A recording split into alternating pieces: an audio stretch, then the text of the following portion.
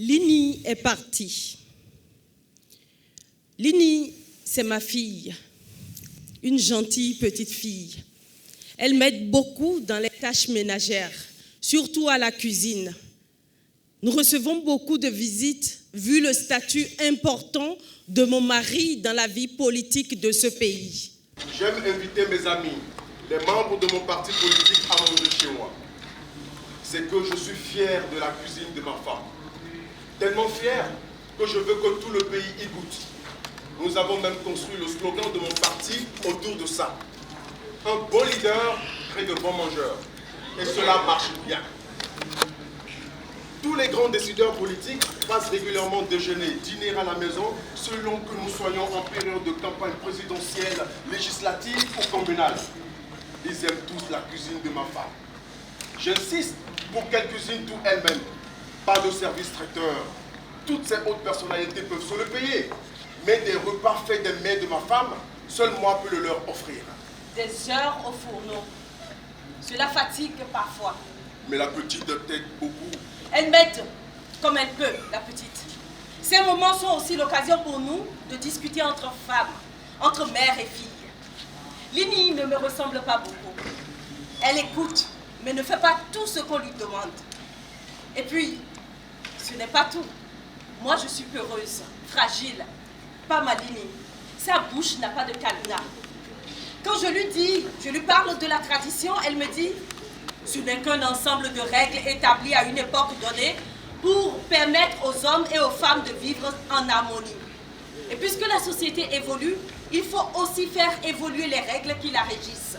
Tu n'es pas complètement libre, tu es complètement libre de ne pas vouloir faire la cuisine à longueur de journée, maman. Tu devrais en parler à Dadichou. Et moi, de lui dire, ne pas cuisiner toute une journée, tu veux que ton papa meure de faim? S'il t'aime vraiment, il peut aussi préparer le repas de temps en temps. Il ne se laissera pas mourir de faim. Moi, traîner ma veste dans des casseroles? C'est comme ça que tu l'éduques la petite? Tu l'incites à manquer de respect à son père, à critiquer nos traditions. Allons, ne te mets pas dans cet état. Oh, ce sont là des propos d'une enfant. En grandissant, elle comprendra que les choses ne sont pas aussi simples. Les choses ne sont pas aussi simples qu'elle les imagine. Elle ne doit pas avoir l'imagination si malsaine. Tu devais lui apprendre le respect des anciens. Elle est ma fille tout de même.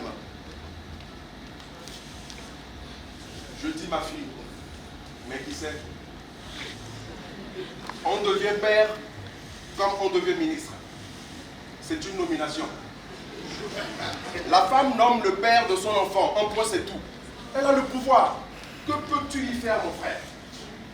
Tu ne possèdes rien. Homme, tu n'as rien. Pas de règles, pas de tronc, pas de sein, pas de flot, pas de nausée, pas d'utérus, rien. Tu n'as rien, mon frère, rien du tout. Elle a le pouvoir, en point, c'est tout. Tu n'as rien. Elle te donne un petit morceau de toi, et toi, tout d'un coup, tu te crois supérieur, tu te dis géniteur. Tu n'es pas un génie, mon frère. Fais bien ton job et sois-en fier. Ce n'est qu'un job, mon frère. Un job, c'est tout. Nous sommes des ouvriers. L'homme doit accepter son futur statut sur cette terre.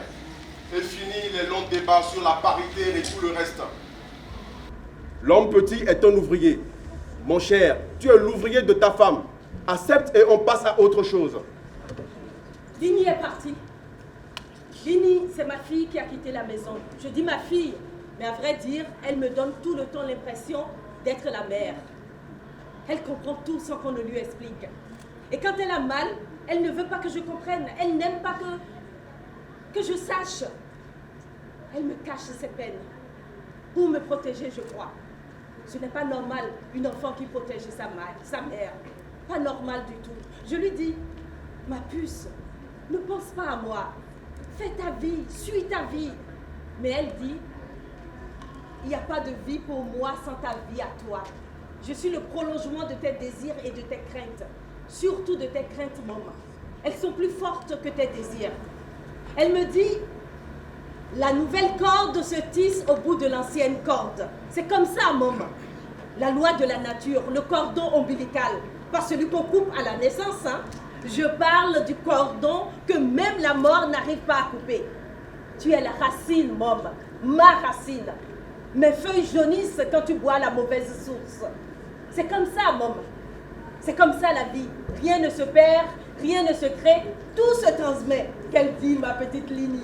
Et puis, elle ajoute souvent, avec ses yeux brillants comme des clientons haut de gamme. Et c'est cool comme ça, maman. Transformé. Pas du tout. Je n'ai rien transformé. Elle dit vraiment ça, la petite. Transformé. Rien ne se perd, rien ne se crée, tout se transforme. Pas transmettre, mais transformer. C'est de Antoine Lavoisier, ça. Et qu'est-ce qu'il va me faire, ton Lavoisier? Hein? Qu'est-ce qu'il va me faire?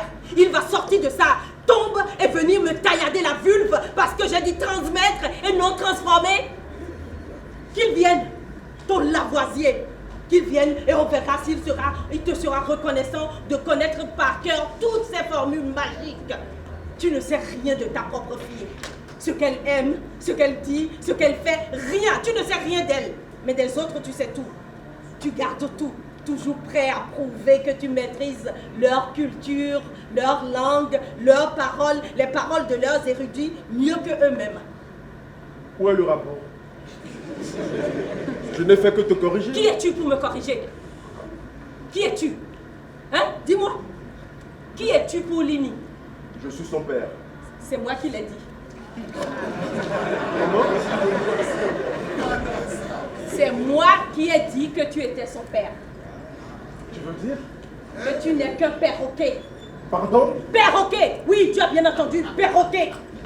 Tu ne sais que répéter les autres. Lavoisier a dit, Thalès a dit, Pythagore a dit, la tradition a dit, le Dieu a dit, ma femme a dit. Toi-même, tu dis quoi? Hein? Que peux-tu dire de ta fille? Que sais-tu d'elle qui n'est pas ce que les autres ont dit? Dis-moi. Bah, je sais plein de choses d'elle. Elle est quand même ma fille. Non? Réponds. Oui. Lini est ma fille, je le sais. Et que sais-tu d'autre? Comment ça, ce que je sais d'elle? Tout. Je sais tout d'elle. Je suis un papa rattationné. Que me chantes-tu là? Qui lui a donné son prénom à la petite? Eh bien moi. Qui lui a offert un nom? Pas n'importe lequel. Encore moi. Qui a construit cette maison? Sa maison. Qui ramène de l'argent? Qui lui paye des études dans l'une des plus grandes écoles? Moi. Tu vois, tu ne sais rien d'elle.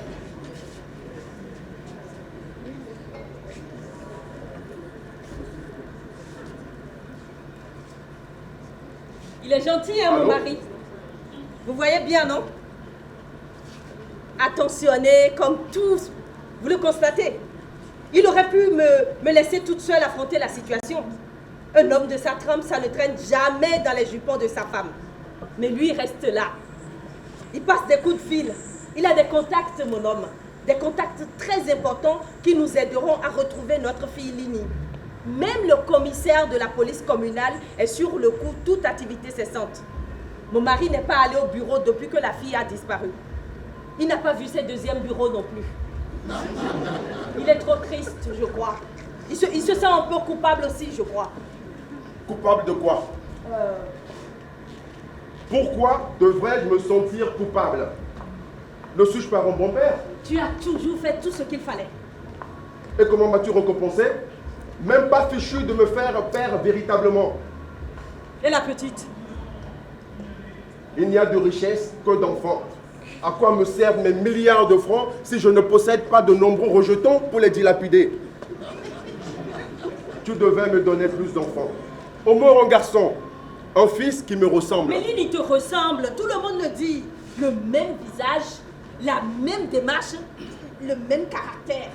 Une fille avec un caractère de garçon, ce n'est pas bon du tout. Aucun homme sérieux ne voudra en faire une épouse.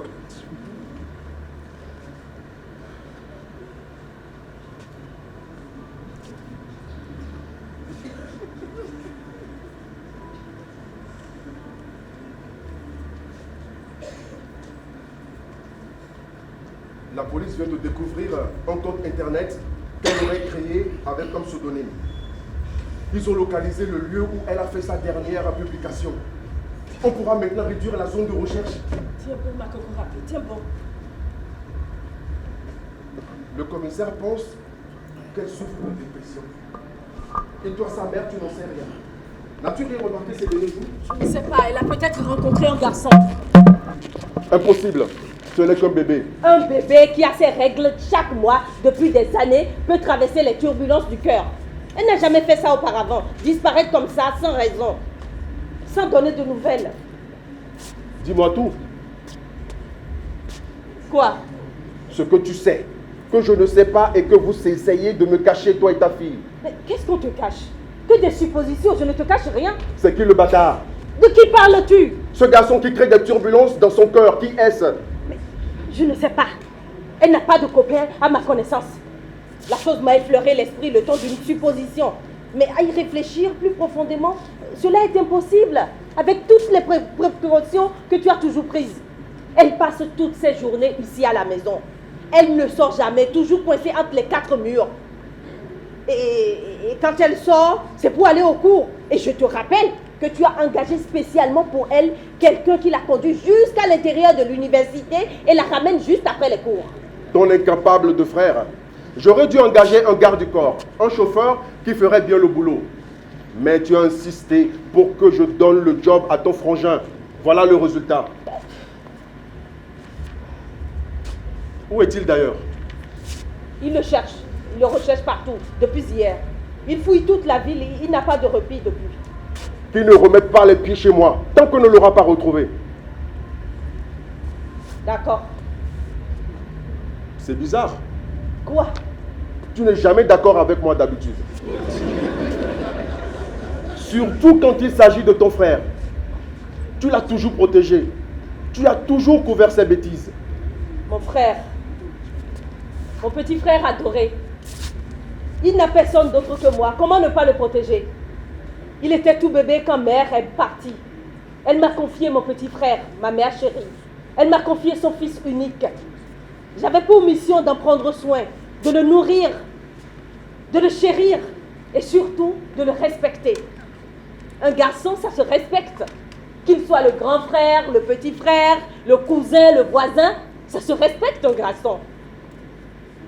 Un garçon, ça possède des couilles. Une bonne paire de couilles que ça possède. Respecte les couilles, ma fille. Respecte les couilles, me disait mère.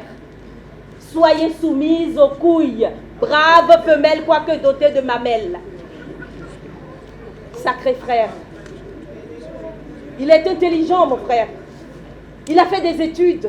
Il est allé à l'université. Il n'a aucun diplôme universitaire, ton fainéant de frère. Tu disais toujours ça juste pour le rabaisser, pour ne pas lui payer un bon salaire. Il t'a menti tout ce temps. Ouvre les yeux enfin. Il a arrêté ses études depuis le collège. Pire, tous ses diplômes sont falsifiés. Les services de renseignement l'ont découvert récemment. Je l'avais mis sur la liste de mon parti pour les élections législatives. On a dû faire des vérifications des documents qu'il a soumis. Tout était faux. Même l'attestation de bac. Mensonge. Mensonge. Que gagnerais-je à raconter des coups? Le plaisir de m'humilier, de rabaisser ma famille. Ce n'est pas de ma faute s'il n'y a que des incapables dans ta famille. Tiens, comment il va, mon cher beau-père? As-tu reçu des nouvelles de lui depuis que la petite est portée disparue? Il doit être occupé à vider des bouteilles de béninoise.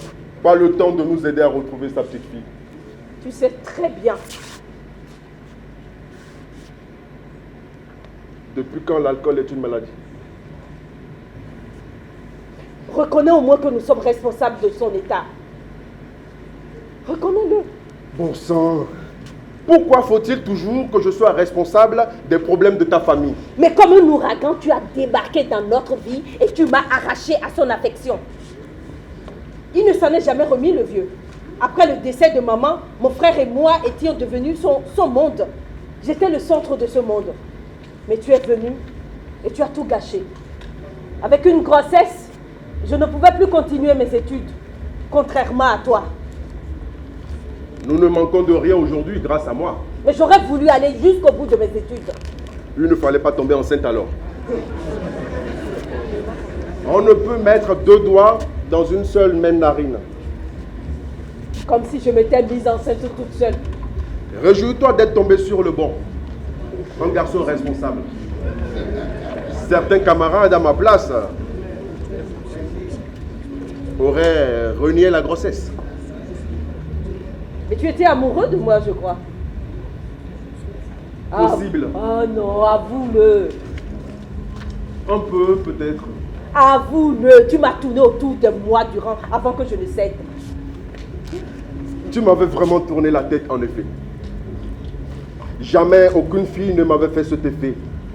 Au début, c'était d'abord de la colère qui s'est ensuite transformée en quelque chose de plus intense. De la colère? Cela m'était insupportable qu'une fille soit toujours la première de la classe. Mais tu avais aussi de bonnes notes en classe. Je voulais être le meilleur. Bon, ou tout au moins, ne pas te laisser bafouer l'honneur de la gente masculine. Les études étaient ma seule échappatoire. En l'absence de ma mère, je me suis retrouvée mère trop tôt. Mon petit frère était tout petit et père semblait se noyer dans sa tristesse. Il ne pouvait pas s'occuper de nous. Je voulais faire des études, de grandes études, devenir médecin pour pouvoir soigner mon père. Je voulais devenir psychiatre. Alors j'étudiais beaucoup pour y arriver. Ça avait bien fonctionné pendant des années. J'avais toujours la plus forte note de tout le collège. Je me suis rapproché petit à petit. Tu as fini par accepter ma proposition d'étudier ensemble après des mois de refus. Je ne ratais aucun moment de te faire des compliments. Tu étais gentille à l'époque. C'est pour ça que je suis tombée amoureuse. Un soir, je suis rentrée du marché, un peu tard, une journée difficile, trop peu de ventes pour couvrir les dépenses de la semaine. Tu étais là, avec mon petit frère. Tu l'aidais à faire ses devoirs. Cette image m'a séduite. Ce jour, mon cœur, à mon insu, a formulé le vœu secret de te faire père. Tu m'as souri et j'ai vu en toi le plus beau papa du monde. Sûrement le soir où nous nous sommes embrassés pour la première fois. Exact. Le lendemain, je voulais crier à tout le collège que la plus intelligente de tous était ma petite copine. Personne ne devrait le savoir, de peur que mon père soit informé. Il n'était jamais à la maison. On pouvait donc laisser libre cours à nos envies. Tu aimais la poésie. Et toi, tu aimais beaucoup danser. J'aimais danser avec toi. À quel moment avons-nous cessé de danser? Cela fait combien de temps que tu ne m'as pas invité à danser? Longtemps. Aussi longtemps que je n'ai partagé une poésie avec toi. Nous ne dansons plus depuis le jour où tu as cessé de sourire. Un matin, tu te réveilles et tu te rends compte que tu n'es plus seul dans ton corps. Ça déroute. C'est mon père qui m'a appris la nouvelle. Le tien était venu à son bureau faire du scandale. Je n'aurais jamais dû laisser traîner le test de grossesse dans la poubelle. Il l'a découvert et m'a mise à la porte. À quelques semaines du baccalauréat. Tes parents m'ont ensuite accueilli dans votre maison. Mes parents t'aimaient beaucoup. Non, normal. J'étais la belle-fille parfaite. Celle qui se tapait tous les travaux ménagers, la cuisine, la lessive et j'en passe. Tu es injuste. Mes parents nous ont toujours soutenus. Mon père m'a très tôt introduit dans la politique afin que je puisse subvenir aux besoins de ma petite famille. Grâce à lui, tu n'as jamais manqué de rien. Ce n'est pas le cas de ton alcoolique de père. Lui qui n'a même pas su te protéger de moi. Où était-il quand je venais passer des heures avec toi à la maison? Il le sait qu'il est un mauvais père. C'est pour cela qu'il boit pour ne pas l'assumer. Un père doit protéger sa fille. Tu peux me critiquer à longueur de journée, mais reconnais tout de même que je suis un idéal de père. J'ai bâti un rempart autour de ma lignée. Aucun mal ne peut l'atteindre. Faire écrire un grand caractère à l'entrée de la maison, papa méchant, sur l'image d'un homme avec une tête de chihuahua. Est-ce ça ton rempart? Ne me dis pas que tout ceci n'a servi à rien, que malgré le mal que je me suis donné, elle s'en est allée avec un garçon. Si tu as une petite idée d'où elle pourrait se trouver, je t'en prie, dis-le. Donne-moi le nom de cet énergumène, que j'aille en finir avec ses jours. Elle ne voit aucun garçon, oh! Et aucun garçon n'oserait s'approcher d'elle. Avec son caractère là. Une dure à cuire, hein? Je le reconnais. Comme son père. Je l'ai su depuis le jour où elle est sortie de ton ventre. Elle serait morte ce jour-là si elle n'avait pas son caractère de garçon. Comment tu l'as su? Hein? Tu n'étais pas avec moi à la maternité? Tu jouais à l'apprenti politicien? Un père ressent ces choses-là. Des heures que j'attendais là. J'attendais mon tour. On était beaucoup dans le hall d'attendre, beaucoup à l'attendre, la sage-femme. Elle seule. Tout d'un coup, la porte du bureau s'ouvre. Le moment que j'attendais, j'y entre enfin. Elle m'ausculte, commence l'échographie et subitement arrête tout et appelle les aides-soignants. Je l'entends leur notifier clairement qu'il me fallait une césarienne sur le champ pour sauver le bébé.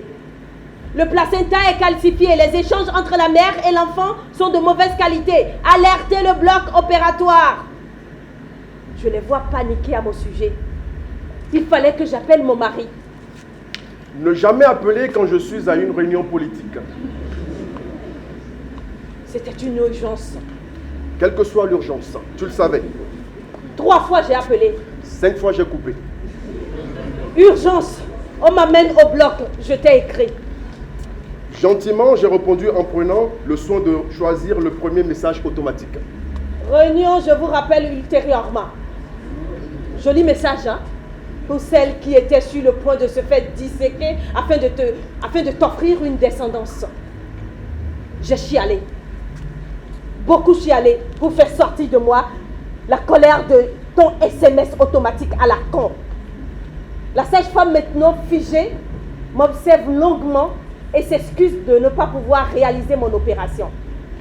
Tous ses collègues anesthésistes et chirurgiens sont en grève. Une grève de 3 jours qui venait de commencer le matin même. Elle n'est là que pour assurer le service minimum. Elle écrit au rouge dans mon carnet à prendre en charge en urgence le vendredi. Et avant de me libérer, elle m'a conseillé de faire l'amour une fois arrivée à la maison. Cela pourrait ouvrir le col et déclencher l'accouchement naturel, a-t-elle ajouté. Tous les prétextes sont bons, hein, pour me mettre dans le lit.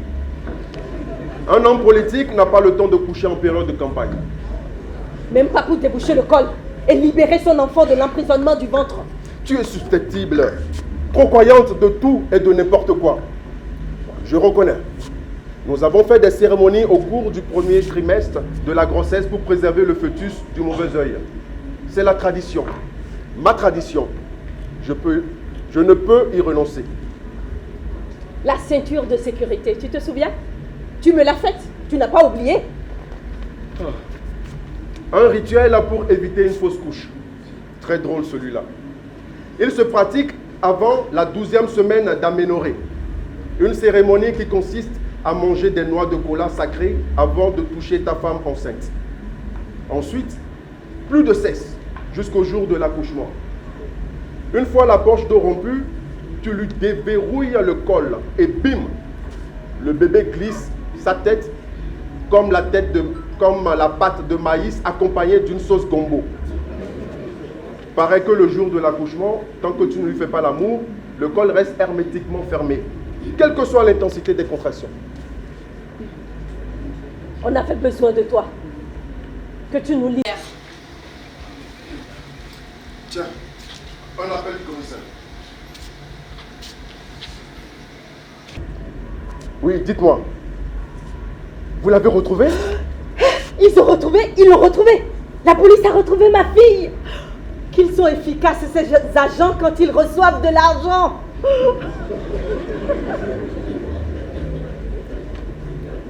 Que se passe-t-il? Pourquoi ton visage se resserre comme ça? Les nouvelles de ta fille ne t'emplissent pas d'allégresse?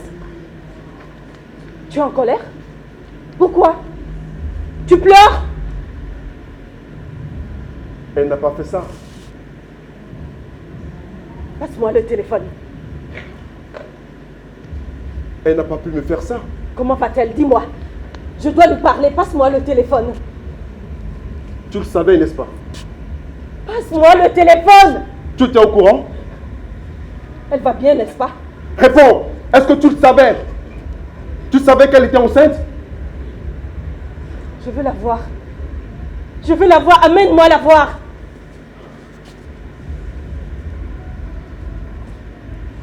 Allons-y. Ils ont besoin d'un proche pour identifier le corps. Elle a choisi une mort de déshonneur.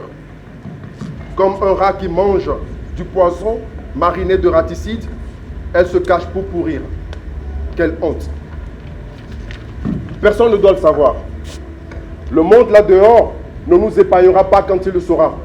Il pissera sur la mémoire de ta dévergondée de fille.